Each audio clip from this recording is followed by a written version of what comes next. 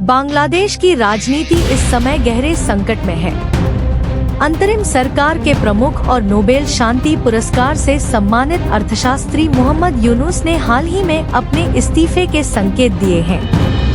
इस संकट के पीछे है राजनीतिक दलों के बीच गहरी फूट, सेना के साथ तीखा टकराव और सबसे विवादास्पद मुद्दा राखाइन कॉरिडोर।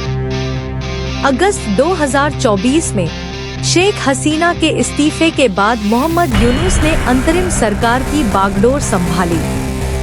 उम्मीद की जा रही थी कि वे सभी राजनीतिक दलों के बीच समझौता स्थापित करके देश को एक स्वच्छ और निष्पक्ष चुनाव की ओर ले जाएंगे।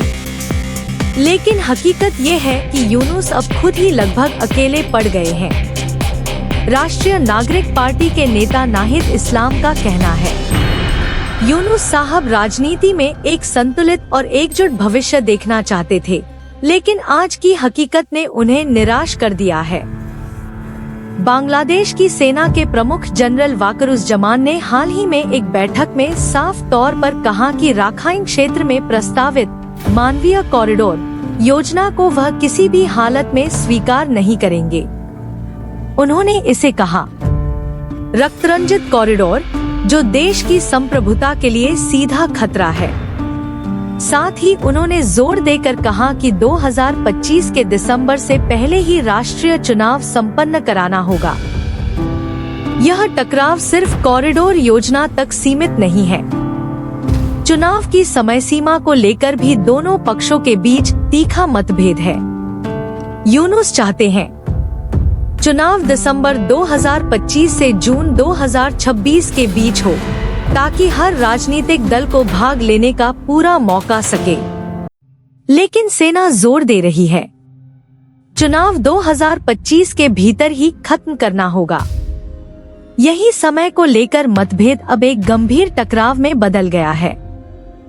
इस अस्थिर राजनीतिक स्थिति को लेकर अब अंतर्राष्ट्रीय समुदाय में भी चिंता बढ़ रही है। विशेषज्ञों का कहना है कि अगर मोहम्मद यूनुस वाकई इस्तीफा दे देते हैं, तो बांग्लादेश का लोकतांत्रिक भविष्य और भी ज्यादा अनिश्चित हो जाएगा। एक और है नोबेल पुरस्कार विजेता मोहम्मद यूनुस, जो संवाद, समझौते और लोकतांत्रिक सिद्धांतों में विश्वास रखते हैं। दूसरी ओर है ताकतवर सेना, जो राष्ट्रीय सुरक्षा और समय पर चुनाव कराने के लिए पूरी तरह प्रतिबद्ध है। राजनीतिक दलों के आपसी टकराव, सेना का दबाव और राखाइन कॉरिडोर से जुड़ा विवाद, इन सब के बीच बांग्लादेश की राजनीति अब एक बेहद अनिश्चित रास्ते पर चल पड़ी है। अब पूरा देश और दुनिया टकटकी लगाए इस सवाल का जवाब ढूंढ रही है।